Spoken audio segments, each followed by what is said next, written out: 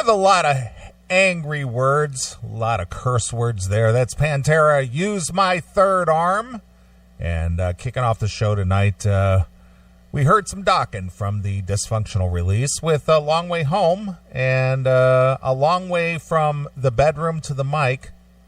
My good friend and partner Chris Aiken is in Studio B. Is it warm over there, Aiken? It's okay. It's not too bad. It's probably like 82, 83, but I got a fan right over here. I'm good. After all these years, yeah, you have not managed to air condition that space over there. No. You know what, dude? I'll just admit my laziness to it. It's because I don't want to tear this fucking room apart. To put an air conditioner in here, I would have to replace at least one window. And if I'm going to replace one window, I got to replace them all. And, because otherwise I'd have like one window that's different from all the rest. Right. So there's 1, 2, 3, 4, 5, 6. 6 sets of windows I'd have to replace. So do I want to invest $1,000 just to throw in a fucking air conditioner? Well, you got to get one of those little portable ones that are on wheels, and all you have to do is just run the hose out the window. Yeah, but that's still the problem. Is you have to have the exhaust piece, and my windows are horizontal sliding. Okay. So to put that exhaust piece in the window, then I've got, I don't know, 2 feet of wide open space. Well, then you put a little a little block there, and that's it. What am I, ghetto? Jesus Christ, put in what, a fucking box? Piece of cardboard? I am actually that ghetto. I just haven't done it. Yeah, like anyone would ever see that at the back of the house. Yeah. Meanwhile, I have towels nailed to the fucking wall to cover the windows in here so that the green screen works, and I have the green screen nailed to the wall. This room is as fucking ghetto as it ever gets. I don't know why I'm saying something's too ghetto for me. Yeah. I'm a motherfucking hillbilly. You're the hillbilly at Twinsburg. That would be the next book. I really am a fucking hilljack. That'd be funny though. That'd be the next title of your next book, The Hillbilly of Twinsburg. Well, damn, dude. The next book is gonna be the Korea book. I actually committed. I made a commitment that by September 1st I am going to finish writing this fucker. Well, I did see that you got motivated to do that, and I know it's been on the shelf for about a year. Yeah. You know what, dude? After the Amy thing, I wasn't in the mood to write it anymore. The Amy fiasco left a really fucking bad mental taste in my cyber mouth, I guess. And I just wasn't in the mood to write nice things about her and that group. So you're taking the Jimmy Buffett angle. There's got to be a woman to blame. Well, no, dude. I mean, you remember I was cranking I'm just kidding. I'm just kidding about that. But the thing is that it takes just that one thing to just derail you. And it did. It absolutely. I was kicking ass on this book, kicking ass. She came to town, then we had our fucking falling out, and then that was it. I just said I didn't write a word for, I don't know, 7 months. I didn't write one word in the Korea book, and now I'm just now I started messing with it about 3 months ago for real. Like I kept opening chapters and reading them and getting a little laugh out of this or that, but I wasn't really like in writing mode. Maybe like 3 months ago I started really getting serious about it again, because this book has been, dude, I've been working on it for almost 4 years now. Yeah, I know. I remember when you started it. Yeah, but it's down to, I wrote 3 full chapters today. I mean, I was in writing frenzy today, which was great. So I have 3 more to write completely, and I have either 1 or 2 that are in some state of being written. Like, so I'm gonna stay on it. I'm gonna try and write at least a little bit every single day if I can find the time for that and get that done. I just want to get it done, get it out. I still fully plan on doing like I do every year, which is releasing on Black Friday, which will, that's what, November? Yeah. So if I finish by September 1st, that gives me plenty of time to deal with artwork and, I on this one I actually have to get a couple of clearances from people or change some names and shit. Change the names of the innocent. Yeah, the people that have already said that they don't want their name in it. I've sent a few chapters around to a few people, and needless to say, it's come back with, well, I don't know that my wife would appreciate it. Blah blah blah blah blah. Yeah. So I'm in the process of changing some of the names and all that, but I'll deal with that on the back end. To waste my time right now on that shit on an unfinished book, it doesn't make any sense. And then because then what'll end up happening is that I'll forget what I name them. Like if the guy's name is Jackson and I change it to Johnson, yeah, and I forget, then I'll have a book that doesn't make any fucking sense. Right, I got you. So it's like I'll do that on the back end, but yeah, I was in full writing mode today, which was great. It just came falling out of me like vomit after a full bottle of fucking Jaeger. Well, there you go. You got to be inspired to do that kind of stuff, and unless you're motivated, it just doesn't have the same, I don't know what you want to call it. The energy the energy or the excitement in it. I was looking for a different word, but that's kind of what I'm trying to say, is that it doesn't have the same gusto. Yeah. Well, and dude, the weird thing is, unlike any of the other books that I've just written to write, this is one that I know at least CMS fans want to read. Yeah, of course, because it's a little unsavory. It's a little seedy. I would say it's more than a little. Well, but you get what I'm saying. It's not your typical autobiography. It is a seedy tale of the dark side. Yeah, I would say I'm not going to win over any fans of the Me Too movement. No, why would you? I mean, but again, the reviews. Chris Aiken's new book, the Korea book, is tone deaf. Yeah, oh yeah, it's totally tone deaf. Yeah, He doesn't understand. Right. He doesn't understand the way things are. Yeah, he's a Neanderthal. Right. Correct. Correct.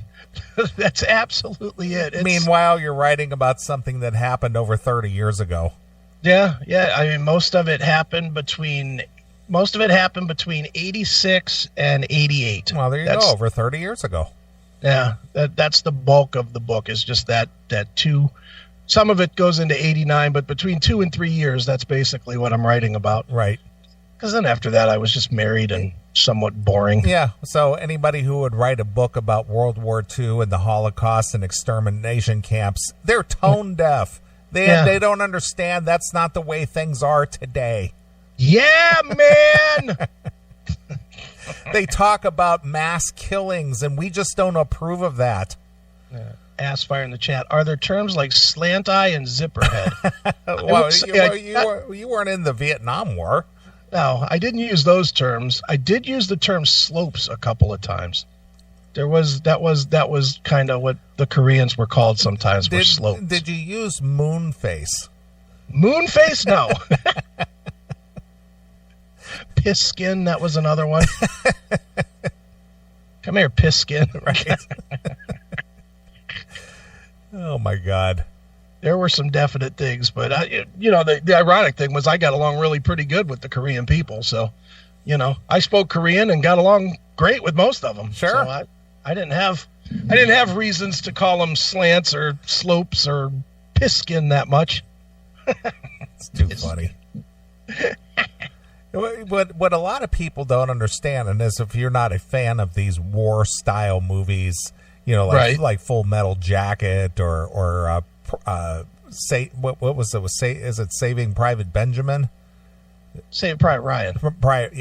I'm thinking Goldie Hawn, but exactly. I'm kind of mixing two movies. You'd like to save. Yeah, exactly. I'm mixing two movies there, Saving Private Ryan and any one of those movies. Right. What people today, the more delicate types, what they don't understand is when, people were in conflict, especially in a war situation, the reason why a lot of those derogatory names were used was to dehumanize the enemy because they were out there killing them. Yeah, exactly. And it was just it was just a mental way of preparing yourself that, well, I'm not killing a person, I'm killing a thing. Right. And that was just a mental preparation thing for the rigors of war. It doesn't mean it was right. Yeah. It doesn't mean it was correct. It doesn't mean it was the right thing to do or the moral thing to do, but somehow, some way, I've never killed a person. I've never even, I haven't been in the military. I didn't go to war, but sure. I can't even imagine the atrocities that someone who has been in a war had to face. So they had to do something to mentally prepare themselves to face the enemy and go, yeah, I'm going to dehumanize you. You're not a person. You're not a feeling thing. You're just a thing to me. Yeah. Well, dude, it's so weird when Gulf War I happened.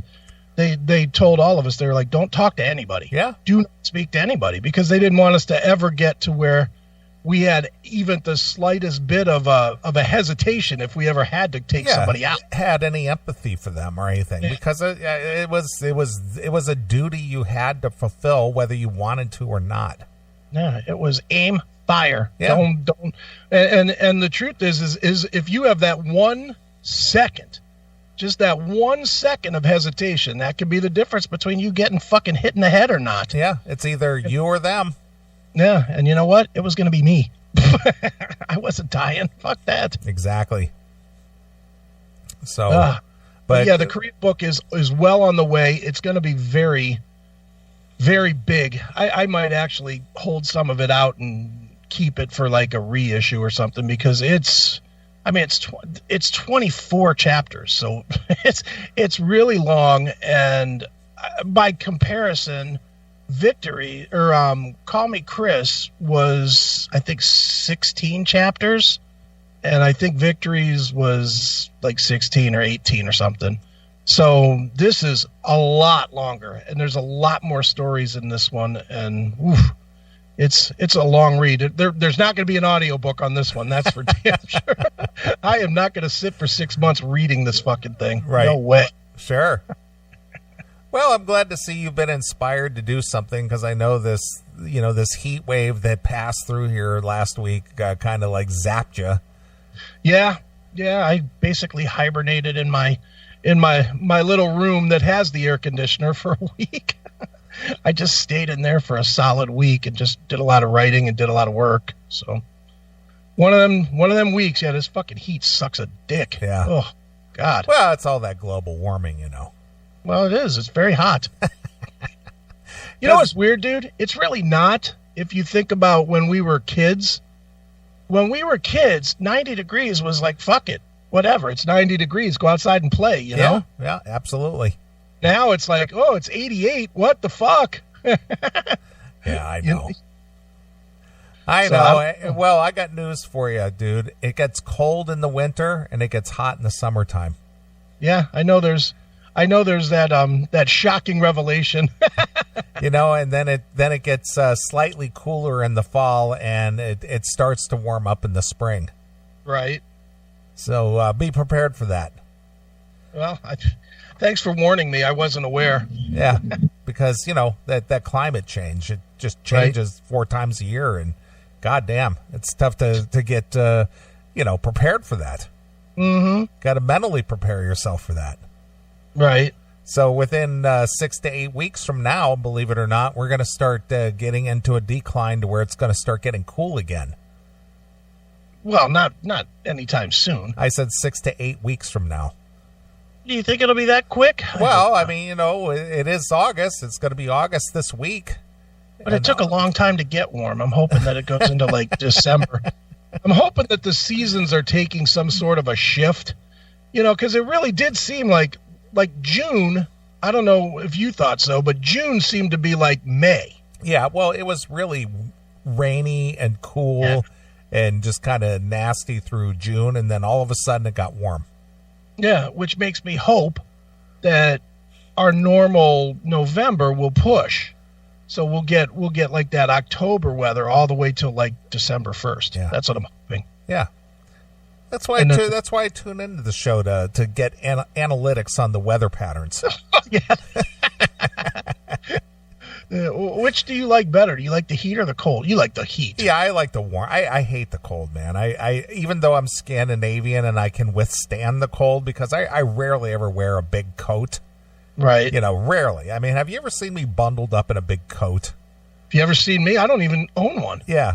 So I can withstand the cold. I just don't like it. But I'm not one of these guys who's got to get a big down jacket and gloves and hat and parka and scarf and I don't even own any of that stuff. I never have.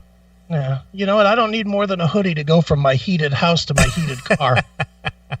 I don't spend any time in the winter outside. Yeah. In fact, I spend any time in the summer outside. I don't spend any time outside. Yeah.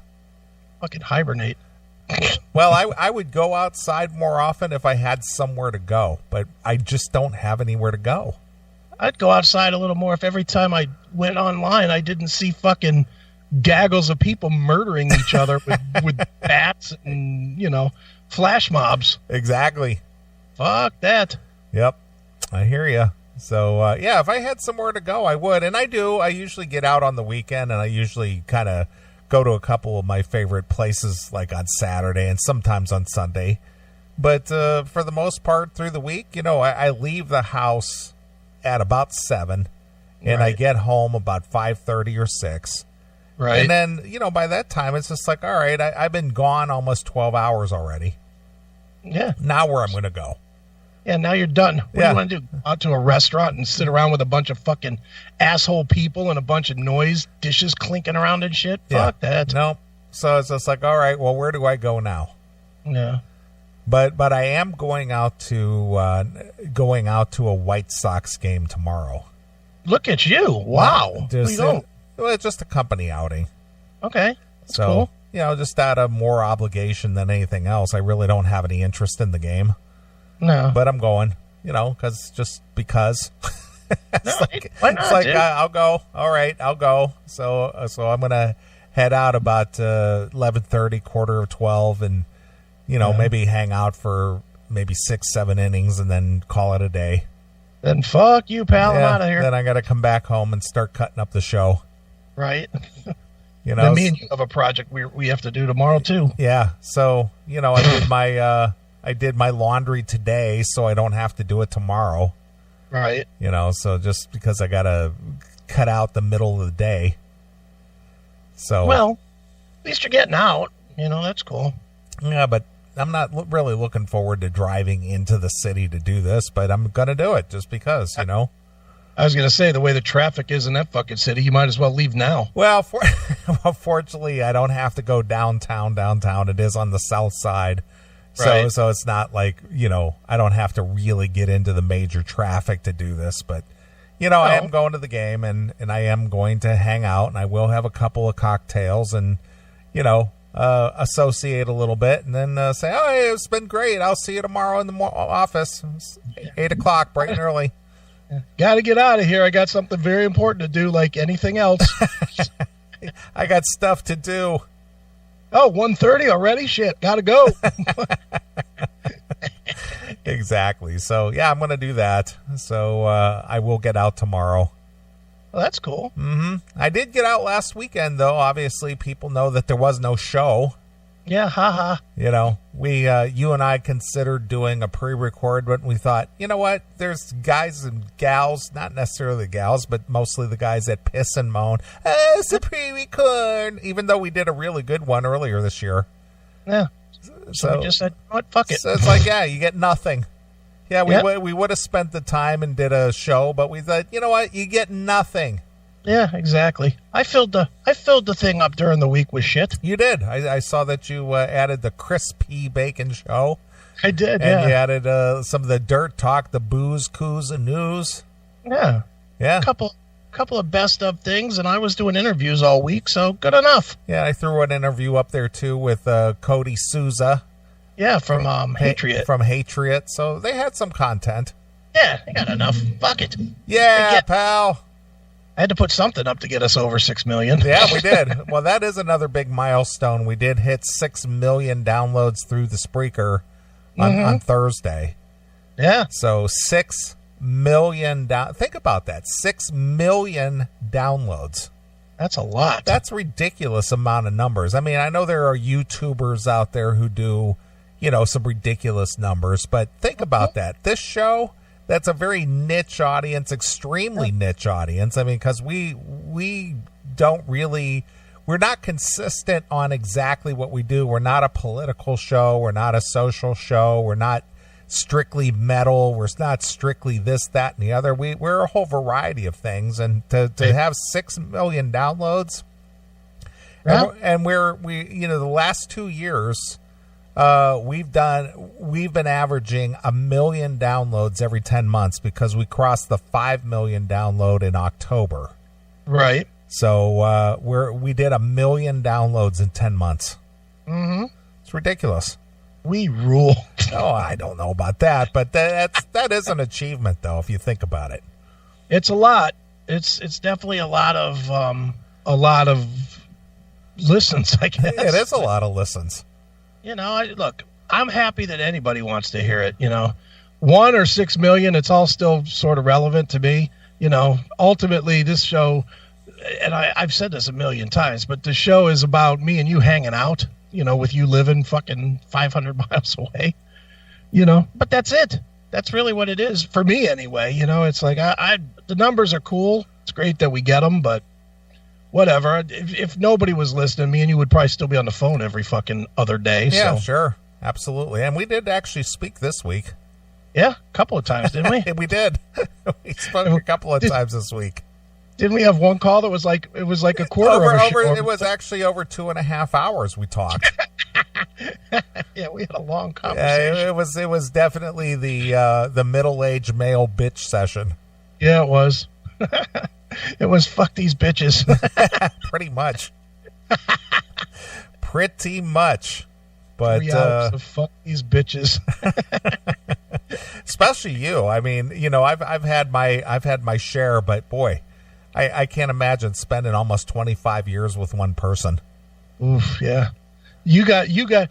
Don't you wish I could tell those stories on the show? Yeah, I mean, I am obviously we're familiar with it, but it's funny how after, hindsight is 20/20, as the old saying goes, that you sort of get analytical about things and take a different view of maybe you didn't think that way 2 or 3 years about the same situation, but you can reevaluate it again and go, looking at it now. Oh, I know. This is how I see it now, or this is how I rationalize things in my head now. I just look at that and I'm like, all right, I spent a quarter century with somebody that I hated and that hated me. It's such a fucking, the more I think about it, the more I think I am just the typical dude. Or I was, because now I'm the atypical dude, because I just want nothing to do with any of it. Yeah. I don't want a chick to stay over a night, because that sends way too much of a signal. I don't want any of it. I don't want none of it. Yeah. And I look at it and I'm like, son of a bitch. How did I waste a quarter century with somebody, and it's such a, I love Georgetta. I've said that before on the show, but I fucking hated her too. It's that thing. It's that just, how did I spend a quarter century just fucking hating somebody and having them hate me and just think, well, that's okay. That makes no fucking sense at all. Sure. But whatever. It is what it is. It's in the past, 7 years in the past. Yeah. That's amazing. Exactly. So yeah, that was kind of a interesting, discussion we had. Sure. Absolutely. So yeah, it was fun. As you said, we did a third of a show. Yeah. Too fun. But anyway, I know I interrupted. You were out at Dokken, huh? Son of a bitch. Wow. My thoughts exactly. Exactly. Yeah, I went to Dokken. I went out there Saturday afternoon. Right. The guys were out in Iowa at the Iowa Speedway in Des Moines on Friday night. And then they had to, it's kind of funny because Des Moines, Iowa to St. Charles, Illinois is not that far. Right. Driving wise. But it took them almost as long to fly to Chicago from Des Moines than it would to get in a car and drive up.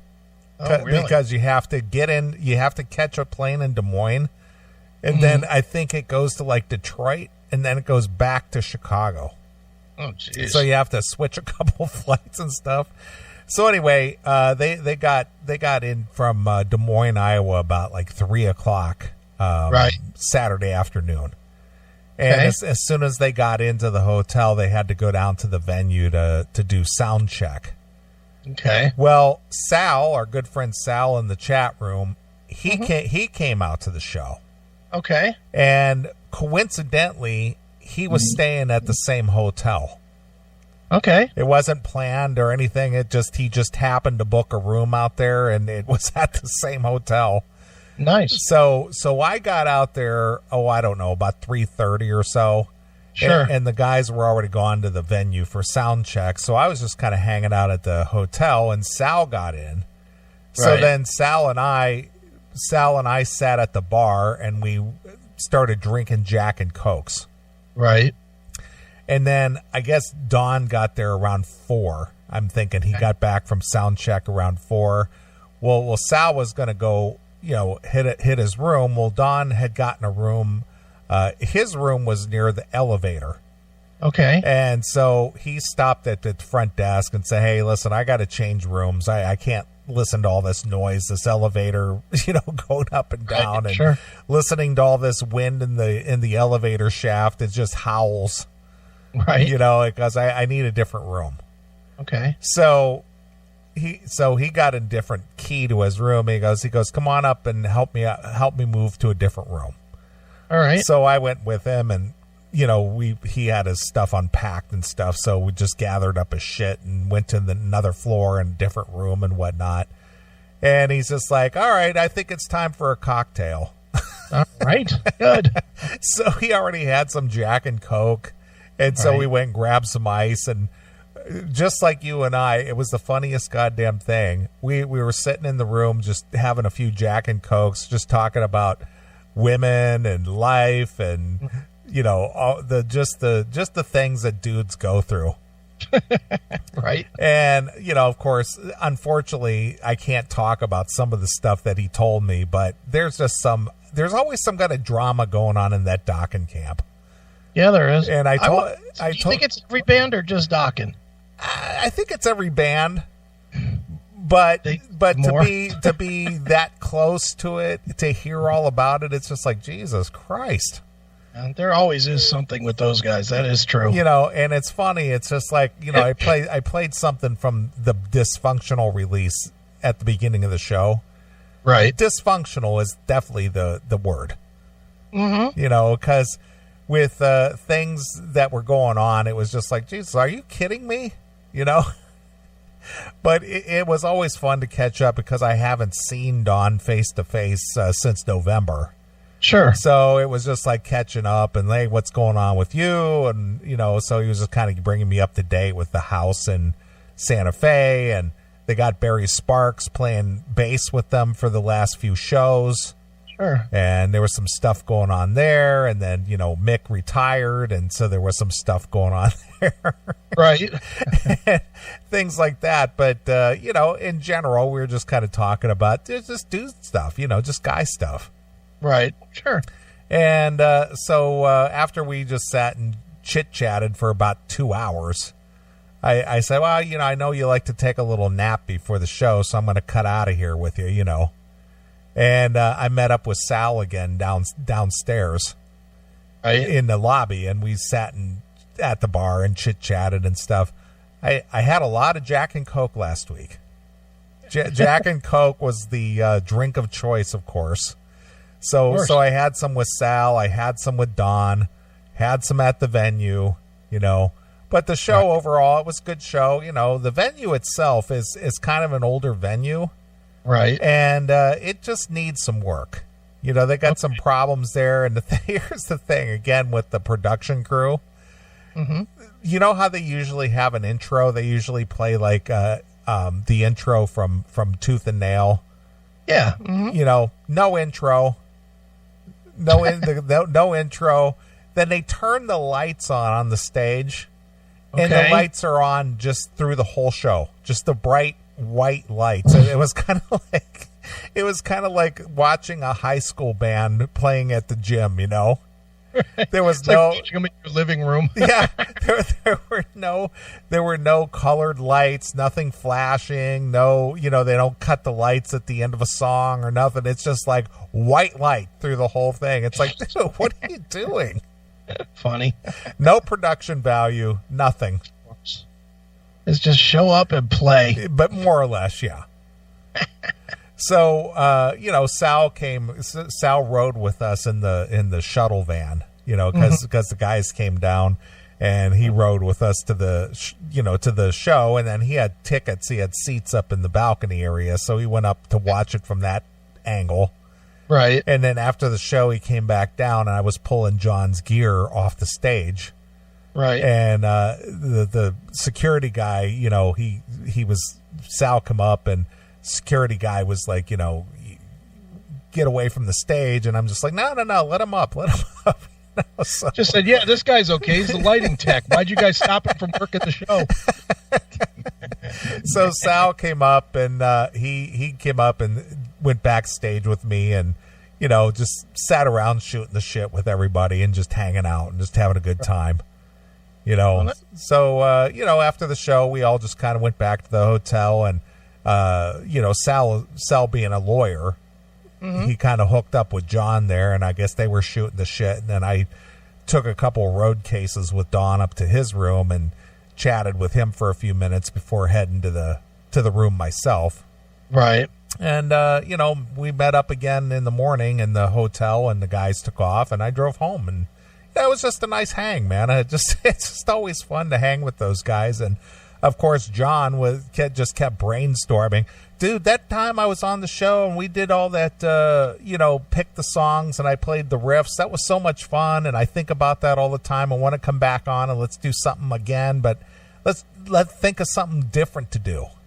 All right. Well, tell him to set up a drum set and so, see how good he really is. So he goes, yeah, I want to come back on. I want to do that again. That's a lot of fun. You know, let's think of something different, new to do. But yeah, let's definitely do this again real soon because I had a great time doing that. He's welcome to do that anytime he wants. That was fun. Yeah. So, yeah, he talked about that. We were in the lobby Sunday morning, you know, just kind of having some coffees and stuff. And he was just he was just talking about that. I was just like, well, dude, you know, you can come on anytime, right? Yeah, I know, but I just want to do something different. You know, let's do something. Let's come up with something new. Well, what does he want to do? It's an interview. Well, I don't know. I don't know what he wants to do, but he just wants to kind of do something, you know, different than what he did last time. All right. Well, tell him he can juggle. I mean, how much different can we do? Yeah, I don't know, but yeah, he seemed to really enjoy that. Right. So it was fun. It was fun, and then Sal hit me with an email later. It's like, that was like after going to shows for 35 years, that was the best time I ever had. Right. Okay, well, that was great. Then I said hello to some CMS fans after the show as we were leaving the venue, so that was cool. That's cool. Take some pictures. I did. They were hanging out backstage, after, you know, out on the street at the backstage entrance. Right. So I took a couple pictures and stuff. So hello to you guys. Hello, fans. Yeah. So it was good to hang out again. Well, that's cool. I know you kind of took the week off. You know, kind of enjoyed your weekend. I did. I don't even remember what I did. Did I do anything? I don't think so. I just hung out, watched a shit ton of TV. I know you've been watching the old sports. I have, dude. That's great. And I didn't. It's amazing how much is truly on YouTube. You know, if I ever get broke again and have to give up I'd be more than willing to give up everything as long as I have YouTube, because everything is on YouTube.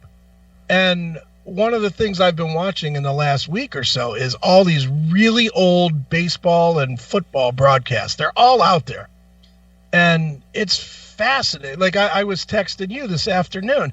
I was watching, I don't know if it was the Super Bowl or a championship game or something, or it was Monday Night Football from 1971. And I'm watching, and they're doing the pregame. It was Howard Cosell, Dandy Don Meredith, and Frank Gifford. That was the announce team. Okay. And I was like, no, this is ABC. And all those guys are dead now. All those guys are dead now, but ABC, even in 1971, was a dominant company, right? They had a lot of money. Wouldn't you say? Well, they were the top three. I mean, it's CBS, ABC, NBC. That was all you basically had for television.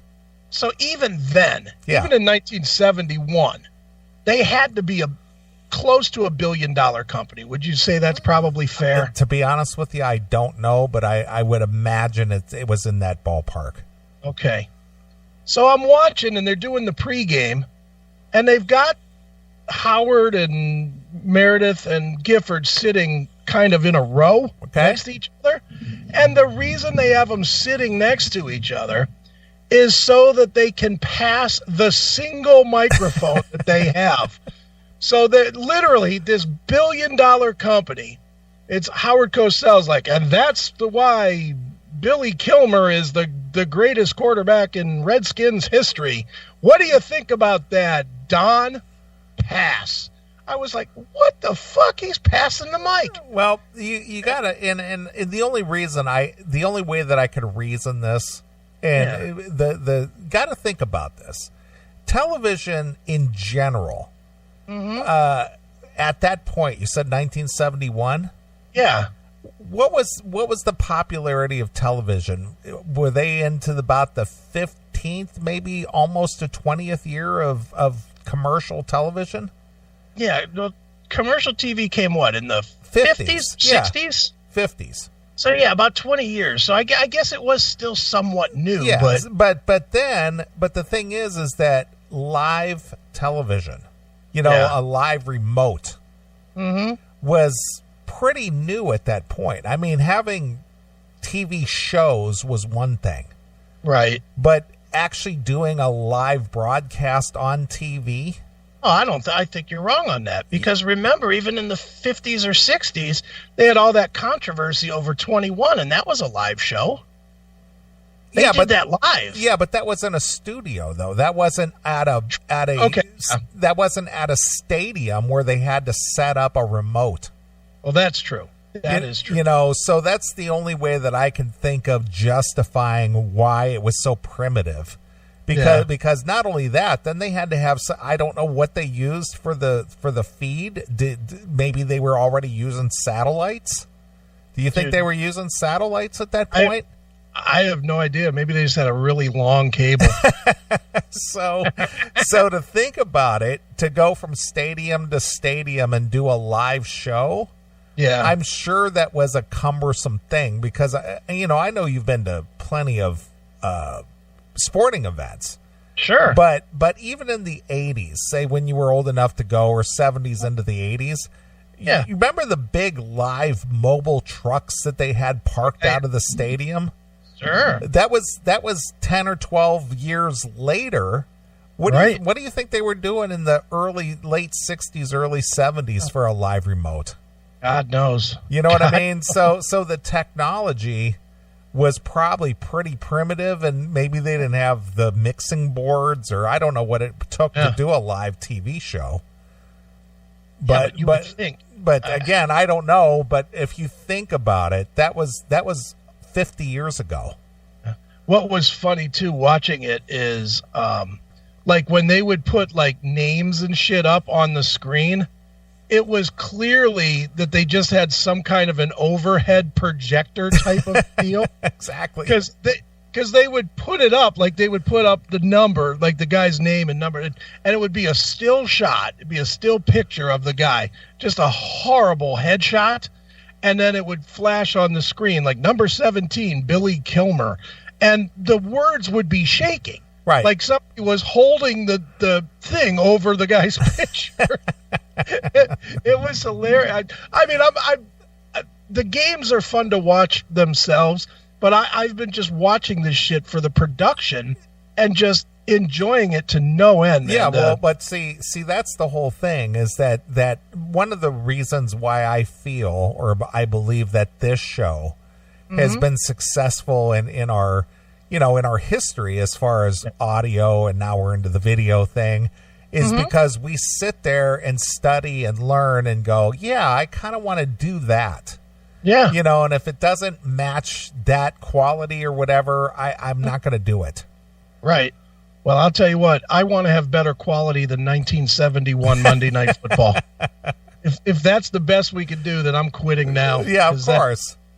Dude, and I was telling you, I was texting you some of it. The fucking commercials are just outstanding.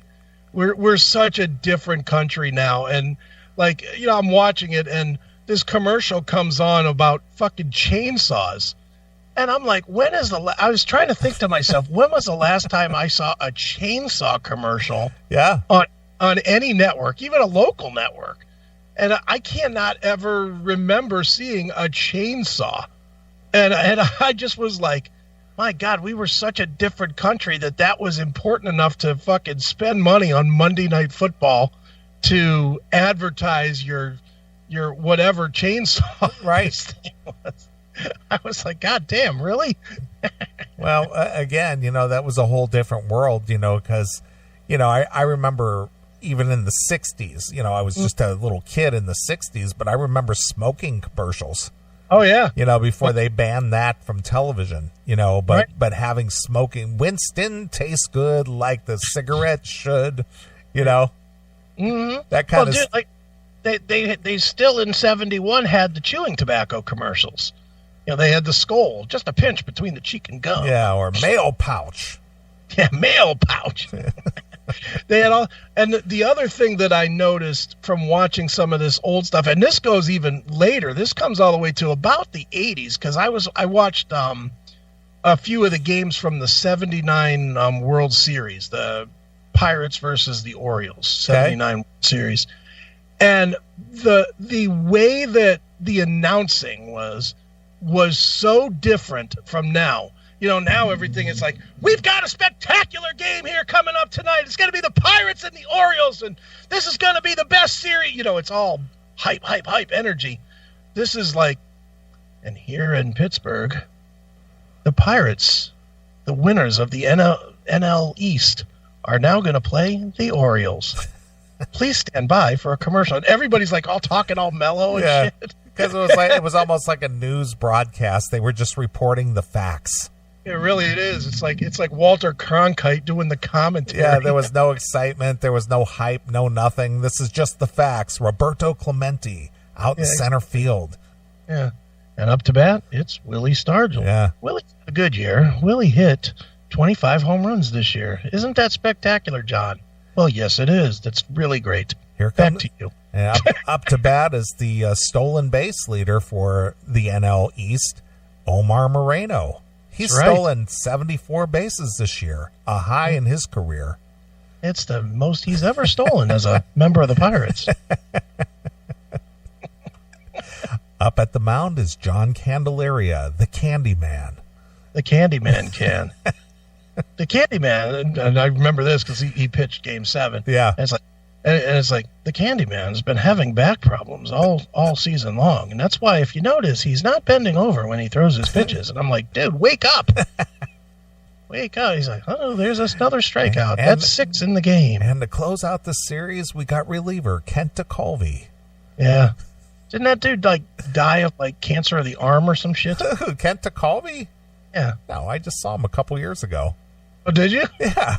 Is he still alive? Yeah, he did announcing for the Pirates up until 2 years ago. Why did I think that Kent DeColvey had some kind of cancer where they cut off his arm or some shit? They call him Teak, man. Teak. I got a Teak. Like DeColvey, T-E-K, Teak. Yeah, I got a picture with Kent. Just a couple years ago. Did you low five him? Exactly. All right, maybe everybody won't get that joke, but that is a funny joke. He's a submariner. He was a submarine pitcher. Right. Exactly. Hail and Kill caller, you're on the air. Hey, it's your sportscasting friend from Baton Rouge. Since you were talking about television tonight. Yeah, and, you're a guy who has practical experience. Well, Neeley, I tell you, in the last 20 years, even the game has changed so much. It used to be if you wanted to go live from somewhere, you could go 50 miles with a truck, and then if you had to go past 50 miles, you needed a big satellite truck, and you had to run cables and book satellite time and, call this number, I need 5 minutes on the AMC 5 upper, and they had to look for you on the satellite and find you. And now, all you need is these backpacks now they call live views. You just put them on like a backpack, and if all you need is a cellular service in the area, and then boom, you can go live from anywhere. Yeah, there you go. Well, that's kind of what I was trying to say here. Now, do you have any insight as to early broadcasting, like what Chris was talking about from the late 60s, early 70s, what the technology requirements were to do that from a stadium location? Well, I mean, I guess a lot of it's still the same, although I did get a kick out of him talking about passing the mic down. That is pretty hilarious that on a network broadcast, with so many people watching, they were, here, okay, your turn. Hey, here, take the mic. I mean, that's pretty crazy. But, I mean, I guess it's still the same. You had a truck, and then you book satellite time for 3 or 5 hours or whatever it is for a football game, and then you beam up, and then you broadcast. Back then, I guess they only had maybe 3 or 4 cameras in a game. Now they've got, obviously they got cameras in the helmets and on the field and on the ground and from every angle. And now the fans with their cell phones and everything, they're contributing to the, the experience as well. They can choose. Cool. Well, anyway, what can you tell us about this conversation at all? I mean, obviously you do this kind of thing for a living, so what is the obviously you just shared with us the technology end of it today. What do you do as far as your broadcasting is concerned? I mean, what do you cover personally? Well, I'm not like a guy that's like a play-by-play guy. I mean, I'm like the sports guy in your local news. Whoever you've got there in Chicago or in Cleveland or whatever, I'll, after your weather, I'll come on and do, 4 or 5 or 6 minutes of the local sports, whatever it is. You've got LSU here and the Saints and, high school football is really big here in Louisiana and things like that. And, throughout the day, you go out to press conferences, practices, games. A lot of times, now what's really changing is somebody in a market like Chicago where you're at. I mean, back in the day, there was no way a big-time reporter would touch a camera themselves. Now you've got one-man bands in huge markets like Chicago. Somebody will take the camera out himself, put it on the tripod, and shoot his own stand-up, shoot his own video, type his own story, edit his own story.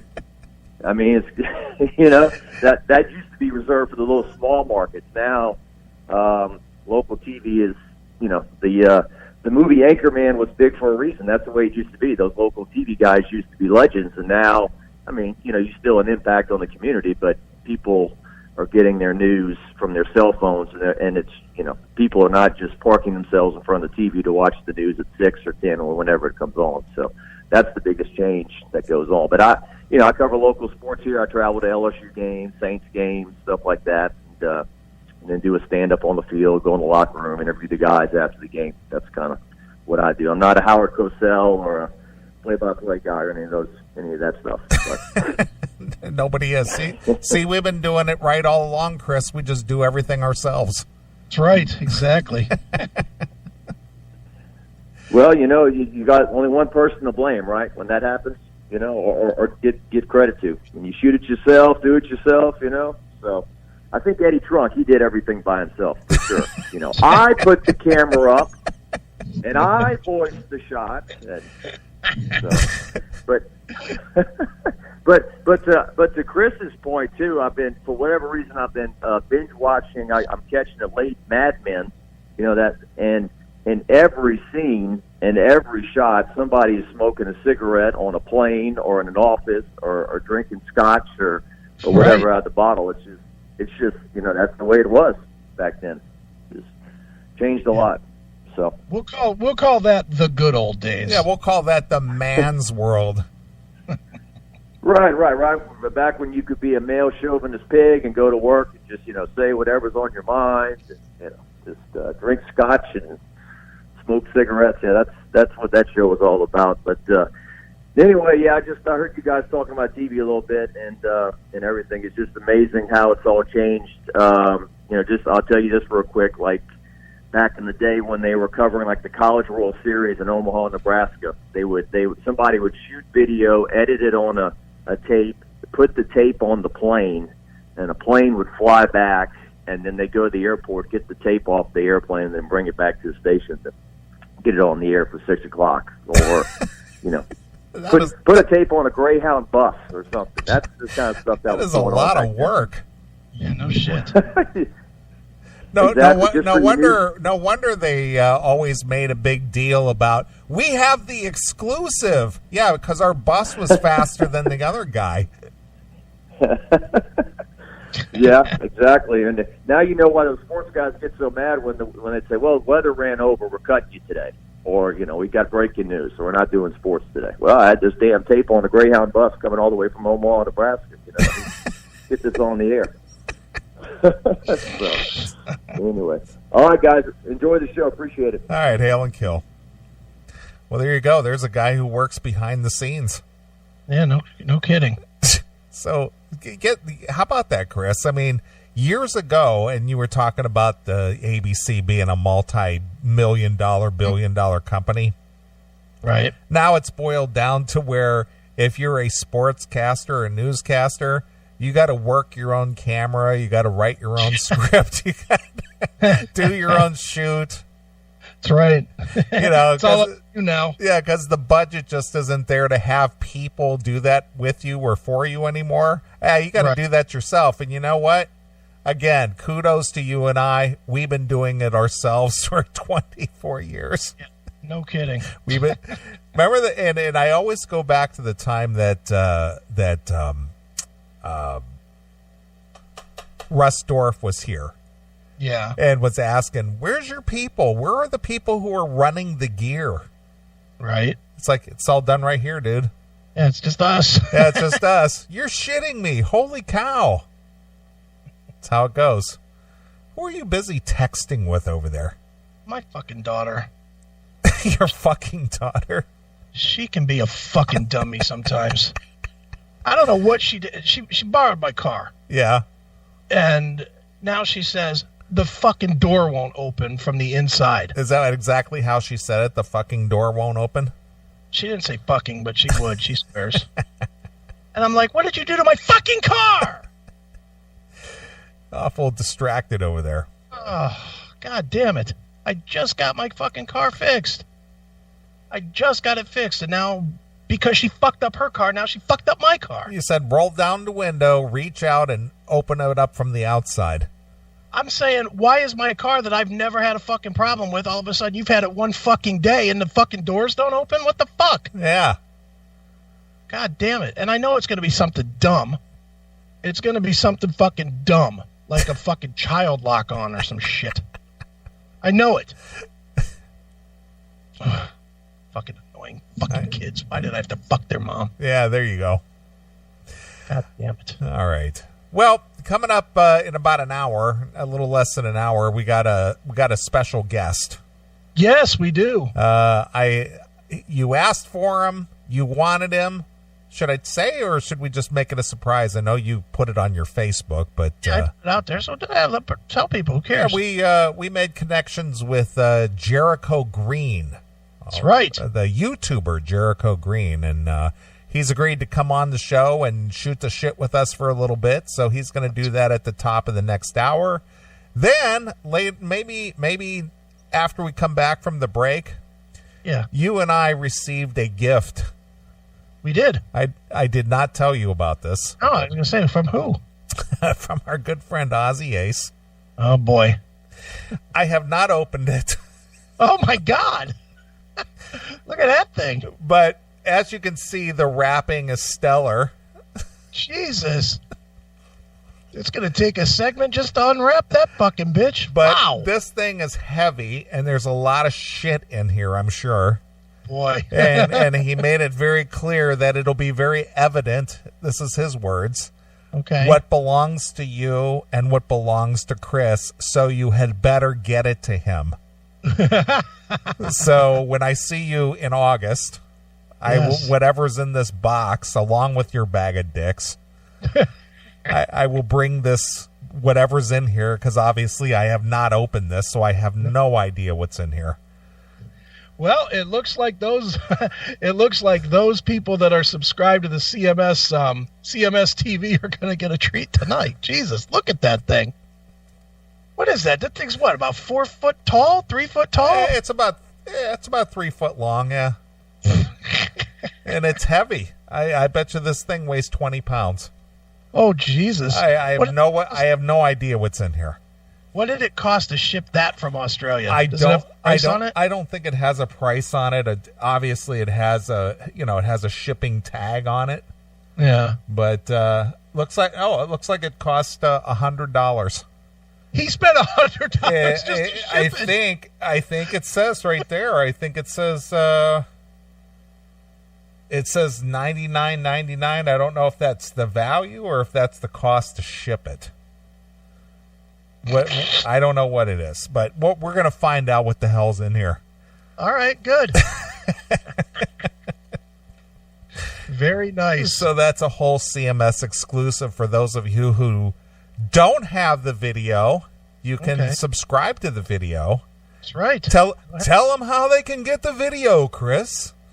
Well, Neeley, all they need to do is go to www.theclassicmetalshow.com and off to the far right at the top, click on subscribe. That's all you need, and you will get TV the CMS way right here on the CMS TV network.